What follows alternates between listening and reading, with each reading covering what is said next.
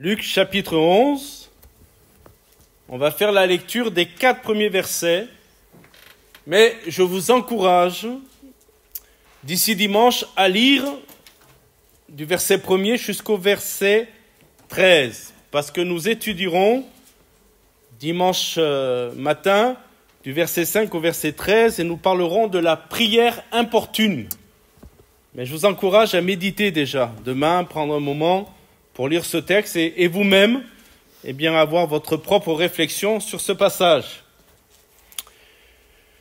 J'ai pensé débuter une série de messages de réflexion ce soir qui s'appelle « Apprendre à prier avec Jésus ». Apprendre à prier avec Jésus. Peut-être me direz-vous, est-ce nécessaire d'apprendre à prier ? Eh bien oui, on va s'en rendre compte. Et on verra certainement qu'il y a peut-être des choses à corriger dans notre façon de prier et aussi dans les sujets que nous pouvons apporter au Seigneur. Mais ce soir, ce sera une simple introduction avec les 4 premiers versets. Jésus pria un jour en un certain lieu, dit la parole de Dieu. Lorsqu'il eut achevé, un de ses disciples lui dit « Seigneur, enseigne-nous à prier comme Jean l'a enseigné à ses disciples. » Je vous fais juste remarquer que visiblement, une école de prière avait déjà été ouverte avant celle de Jésus. Jean-Baptiste avait enseigné à ses disciples à prier, n'est-ce pas? Le texte nous le dit. Mais les disciples de Jésus ont dit cette école de prière ne nous convient pas. C'est pas cela qui satisfait notre désir de prier, d'apprendre à prier. Donc, il se tourne vers le maître des maîtres dans le domaine de la prière, Jésus, qui, rappelons-le, tout en étant fils de l'homme, fils d'Adam et fils de Dieu et Dieu, et cependant priait. Et peut-être cela doit nous interpeller, si le Fils de Dieu priait, à combien plus forte raison nous devons prier. Et dans ce domaine, comme dans beaucoup de domaines, dans tous les domaines, il est le modèle à suivre. Alléluia. Donc, il leur dit, quand vous priez, verset 2, quand vous priez, dites. Dites. La prière dans le cœur, ça peut exister dans certaines conditions, dans certains contextes, mais Jésus a bien dit, dites, parlez, formulez. Et on verra pourquoi c'est important de dire quand on prie. Même quand on est seul chez soi, de parler à voix haute. Et on verra pourquoi. Ça, c'est pas anodin ce que Jésus dit. Il dit bien, dites, quand vous priez, dites Père, que ton nom soit sanctifié, que ton règne vienne. Donne-nous chaque jour notre pain quotidien. Pardonne-nous nos péchés, car nous aussi nous pardonnons à quiconque nous offense. Et ne nous induis pas en tentation. Amen. On verra en détail tout cela. Mais ce soir, c'est une simple introduction sur ce que je vais appeler le fameux modèle de prière que Jésus nous a laissé, ce fameux Notre Père. Cette prière, bien que mémorable, n'a pas été donnée par Jésus pour être répétée sans conviction. Et vous savez qu'il y a des millions de gens dans le monde qui répètent cette prière. J'en faisais partie, peut-être en faisiez-vous partie aussi, mais Jésus n'a jamais donné cette prière pour qu'elle soit répétée comme des veines redites, mais il y a là un modèle de prière, il y a comme un squelette, et on en parlera en détail, sur lequel il faut y mettre notre chair à nous dans la prière. Donc, Jésus n'a jamais laissé ce modèle de prière pour qu'il soit répété sans conviction, comme une simple formule religieuse, mais pour servir de modèle à une vie de prière authentique et profonde. La prière, écoutez bien, si vous prenez de notes, c'est très important, la prière n'est pas un exercice religieux, mais un acte spirituel. Et ça, il faut le comprendre. Quand on prie, on n'est pas dans un rite religieux, dans un devoir religieux, mais on est sur le terrain spirituel. On est dans le cadre spirituel. Et quand on prie, on va sur le terrain de Dieu, mais aussi dans le combat spirituel sur le terrain de l'adversaire. Et la prière authentique, véritable, qui n'est pas simplement une litanie et quelques formules répétées, sans conviction, demande un engagement spirituel. Et peut être épuisante et fatigante. La prière authentique peut nous épuiser parce qu'on est là dans un acte spirituel et non religieux. La prière dépasse les simples rituels religieux. C'est une connexion vivante avec un Dieu vivant. On parle beaucoup de connexion aujourd'hui. Je sais pas, j'ai vu une publicité dernièrement à la télévision où il montre que pratiquement partout on va passer de la DSL à la fibre. Ça vous parle ça?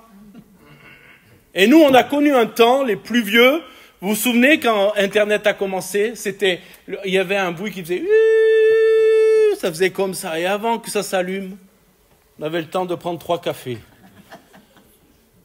Ce que j'aimerais vous dire ce soir, c'est que j'espère que vous avez la fibre avec le Seigneur.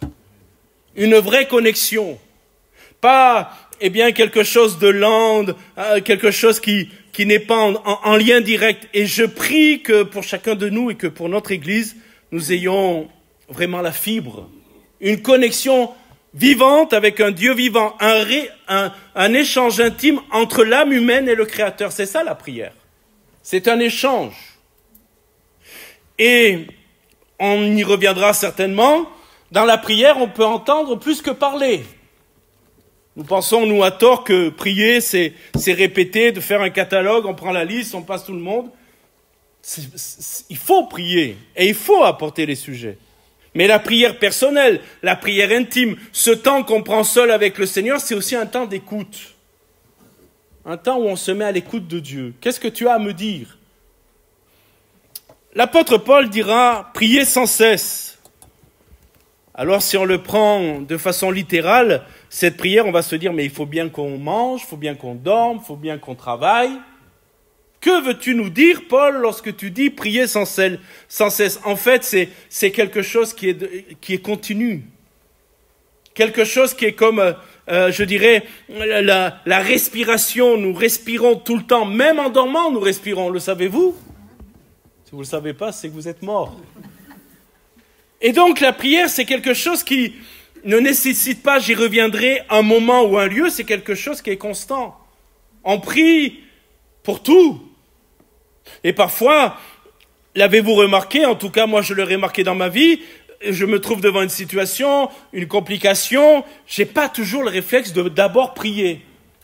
Je cherche la solution. Quand nous sommes dans des villes importantes où on ne trouve pas de quoi se garer, on connaissait ça à Lyon, avec mon épouse, on s'est mis à prier pour que le Seigneur nous trouve une place de parking. C'est ça, prier sans cesse. C'est quel que soit le besoin, prier. Et Dieu fait grâce, il nous donne une place de parking. Parce que Dieu répond à la prière.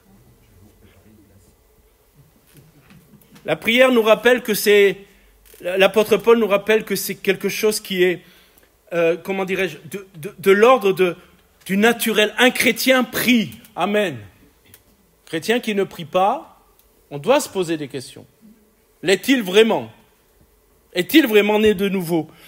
La prière n'est pas une formalité, mais un acte spirituel profond. Prier ne se résume pas à la répétition de mots ou de formules. Et d'ailleurs, Jésus le dit dans un autre texte, il dit « Ne soyez pas comme les païens qui... » Les païens prient, mes amis.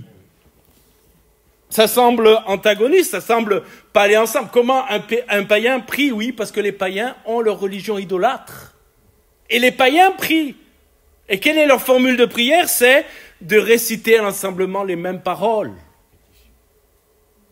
Ça n'a pas de portée spirituelle et prier, c'est pas réciter des formules. D'ailleurs, et tout cela, tous ces enseignements ont pour but de nous corriger sur notre façon de prier. Il faut que nous soyons des disciples du Seigneur. Un disciple apprend.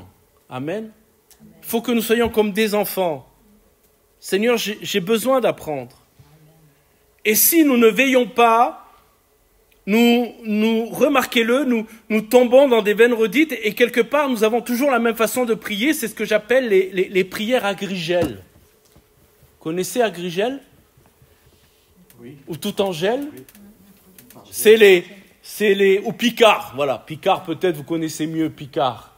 Picard, c'est le surgelé. Tu amènes ça, tu mets au micro-ondes, tu fais cuire 5 secondes, 5 minutes, tu réchauffes et puis tu as un plat. Sauf que moi, entre Picard et ce que fait ma femme, je préfère manger ce que fait ma femme. Vous allez me dire, on l'a remarqué, tu te portes bien. Et la prière à Grigel, c'est la prière de l'autre jour que je réchauffe un peu, quoi. On veut apporter à notre Seigneur une prière renouvelée. Amen. Cette prière, elle est renouvelée par la méditation de la parole de Dieu et par aussi l'action du Saint-Esprit. La prière, c'est une attitude de cœur, une action spirituelle qui engage tout notre être. Jésus, par sa vie et ses enseignements, nous montre que la prière est bien plus qu'une routine religieuse.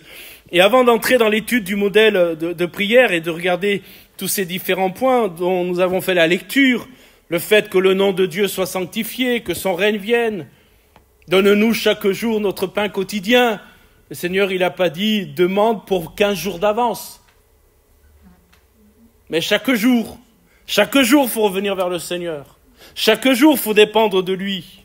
Mais avant de voir ces choses, je voudrais faire quelques remarques. La première chose à noter, c'est que pour Jésus, la prière n'est pas limitée à un lieu ou un moment spécifique. C'est très nouveau dans la Bible. Parce que Jésus va révolutionner, et c'est un révolutionnaire, le Seigneur Jésus. Non pas celui qui renverse le gouvernement, vous me suivez, mais un révolutionnaire dans ce qui est établi depuis des siècles dans la religion juive. Et jusqu'à présent, on ne priait pas n'importe où, n'importe quand. On priait au temple, on priait à la synagogue, il y avait des horaires, il y avait des lieux de culte, vous me suivez? Et Jésus va révolutionner la pensée de la prière en disant la prière n'est pas limitée à un lieu ni à un moment spécifique. J'aime ce texte qui dit, Luc 11:1 nous dit simplement que Jésus priait un jour. Je vous mets au défi de me dire quel jour c'était. En recoupant les évangiles, on pourrait éventuellement trouver, et en un certain lieu. Vous avez vu le flou volontaire. Oui, mes amis, ni le jour ni le lieu ne sont précisés, car l'essentiel n'est ni dans le jour ni dans le lieu. L'essentiel, c'est que Jésus priait. Amen. Est-ce que vous me comprenez? Jésus priait en toutes circonstances de la vie et à tout endroit. Il n'attendait pas un moment particulier, un lieu spécial pour se tourner vers son Père. Je vous donne quelques exemples rapides, mais il faut les noter. Jésus a prié au Jourdain lors de son baptême. Il a prié en public.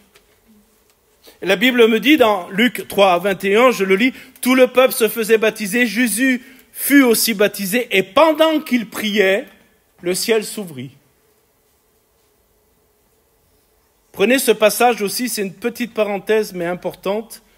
Si un jour vous voulez parler de la Trinité, 3 dieux en un seul Dieu, ok? Mais ce passage est l'un des passages qu'on peut utiliser pour montrer que les 3 étaient en même temps au même endroit. Parce qu'il y a une conception de la Trinité qui est fausse. Dieu se permuterait entre parfois Dieu le Père, Dieu le Fils et Dieu le Saint-Esprit. Non, ils sont tous les 3. D'accord? Et là, nous savons dans ce texte qu'ils sont tous les 3 parce qu'il y a Jésus, il y a le Saint-Esprit qui descend et il y a une voix qui se fait entendre du ciel. Les 3 sont au même moment, au même endroit. Jésus priait aussi dans les déserts. Il prenait le temps de s'éloigner de l'agitation du monde. Et Jésus nous invite aussi à le faire. Quand tu pries, entre dans ta chambre et ferme la porte. Bien sûr, il y a une symbolique. L'idée, c'est qu'on se mette à l'écart avec le Seigneur, on fasse taire tous les bruits parasites. Et il y a un bruit terrible qu'il faut arrêter quand vous avez décidé de prier, vous coupez votre téléphone. Parce que pendant que vous priez, vous entendez clic, clic, clic. Alors ceux qui sont accros à Facebook, ils sont « c'est qui a liké mon post ?» Et donc vous passez à autre chose. Donc Jésus allait prier dans les déserts, il s'éloignait de la foule, il s'éloignait même de ses disciples pour être seul avec son Père. Et Jésus aussi, vous le savez, a passé une nuit dans la prière, sur une montagne. Vous voyez, il y a le parfait équilibre. Suivez-moi bien. La prière en public et la prière en privé. Et un enfant de Dieu, un disciple de Jésus, a cet équilibre. Il prie en privé mais il prie aussi en public. Il prie dans sa maison, mais il se joint à ses frères et sœurs aussi pour prier. La prière engage pas simplement la sphère du privé, mais aussi la sphère du public. Avec mes frères et sœurs, je veux prier. Amen. C'est ce que vous êtes venus faire ce soir. Alléluia. La prière n'est pas un acte naturel, c'est le deuxième point que j'aimerais voir avec vous. La prière n'est pas quelque chose qui vient naturellement. Je ne parle pas du cri qu'on pousse vers Dieu quand ça ne va pas. Parce que, on le sait, même un incroyant peut crier vers Dieu. L'Écriture nous dit, et le texte est intéressant, quand un malheureux crie, l'Éternel l'entend et le délivre de toutes ses détresses. Un autre verset dit, quand le juste crie, l'Éternel entend. Donc, on peut être malheureux, on peut être inconverti et crier à Dieu. C'est une forme de prière. Mais je vous parle de la prière qui nous demande un effort, qui nous demande de la discipline, qui nous demande de la persévérance. C'est pas un acte naturel. La prière n'est effectivement pas une action naturelle pour notre nature charnelle. Comme Jésus a dit à ses disciples dans le jardin de Gethsémani, vous savez à quel moment il va dire ça? Il va leur dire l'esprit est bien disposé, mais la chair est faible. À quel moment Jésus leur dit ça? Il leur dit au moment où il les prend avec lui pour l'aider dans le combat qu'il va devoir mener. Et quel combat? Vous me suivez? Oui. Et il revient vers eux et il leur dit, mais vous n'avez pas pu prier 1 heure. Pas 1 semaine, mes amis, 1 heure. Et Jésus leur dit, l'esprit est bien disposé, mais la chair est faible. Notre chair est souvent paresseuse. Vous allez dire, non, pas nous, pasteur. Alors priez pour moi. Notre chair est souvent paresseuse, préférant des distractions ou des activités plus faciles à accomplir. Trouver du temps pour prier demande un effort. L'avez-vous remarqué dans le monde dans lequel nous vivons aujourd'hui? Chronophage, ça veut dire que le temps nous mange. Dès qu'on se lève, on est pris par tout ce que nous avons à faire et prier nous demande un effort. Peut-être, parce que c'est le but de cet enseignement, c'est que nous décidions de prier vraiment. Peut-être faut-il parfois se lever plus tôt. Ah, vous allez me dire, non, pas en ce moment, pasteur, on n'a pas mis le chauffage, on est sous la couette et il fait froid. Oui, mais c'est justement ça. La prière véritable va à l'encontre de notre tendance naturelle à éviter ce qui nous demande, discipline et persévérance. L'apôtre Paul, conscient de cette lutte intérieure, nous encourage, écoutez bien, efforcez-vous, Éphésiens 6, 18, efforcez-vous de prier en tout temps par l'Esprit, avec toutes sortes de prières et de supplications. Efforcez-vous. Paul dit, c'est pas facile la prière. Ça demande un effort. Il met en avant l'idée que prier est un combat spirituel qui nécessite de la vigilance et de l'engagement. Dans nos moments de faiblesse ou de découragement, la chair résiste à l'acte de prier, mais l'esprit nous pousse à persévérer. Il y a la chair et ce qu'elle veut, mais il y a l'Esprit de Dieu aussi. Amen. Et l'Esprit de Dieu nous pousse, nous fortifie, nous encourage. La difficulté à prier ne doit pas être une raison pour abandonner la prière. Nous n'avons pas le droit de dire « parce que c'est dur, je ne le fais pas ». Mais nous avons le droit de dire « c'est dur, mais je demande le secours du Saint-Esprit ». Amen. C'est Romains 8, verset 26 qui nous dit cela. L'Esprit vient au secours de notre faiblesse et il intercède pour nous. Romains 8, 26.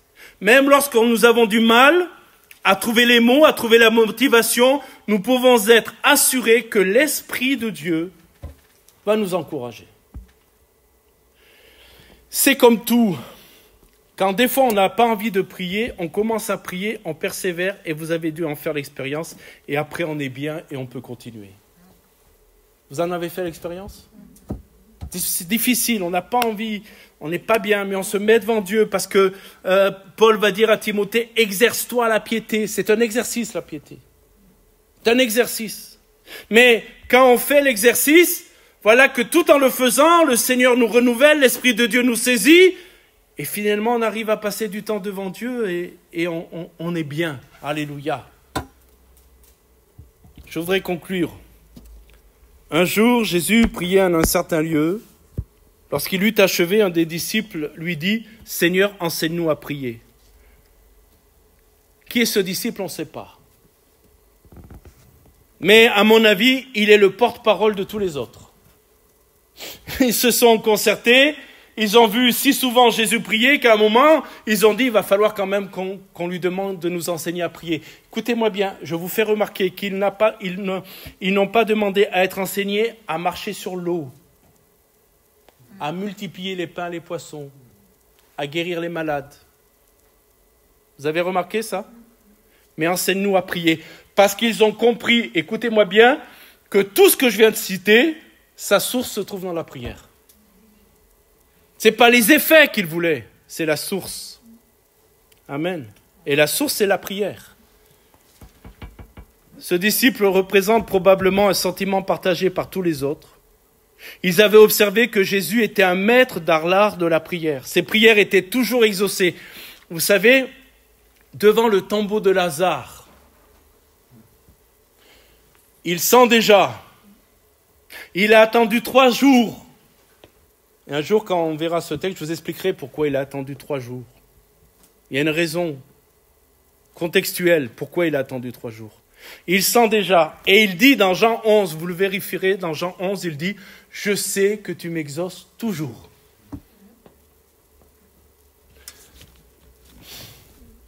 Jésus était toujours exaucé. Alors ça, ils l'ont vu et ils ont dit, il a un secret. Et on veut apprendre ce secret. Mais bien aimés, nous ne voulons pas prier pour prier. Nous serions simplement de bons religieux qui viennent vendredi après vendredi, mardi après mardi pour prier. Ce que nous voulons, mes frères et sœurs, j'espère que vous êtes d'accord avec moi, c'est avoir un impact dans la prière. C'est être efficace dans la prière. C'est voir Jésus répondre à nos prières. On en reparlera dimanche matin. Avant d'aller plus loin, dans l'étude du modèle de la prière que Jésus nous a laissé, nous devons d'abord faire un choix. Je décide de prier. Dimanche matin, je commencerai certainement ma prédication par cette question. Priez-vous? Priez-vous? Priez-vous vraiment?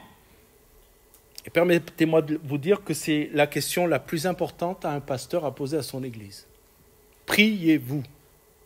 Parce que de la réponse à cette question dépendra l'impact de l'église.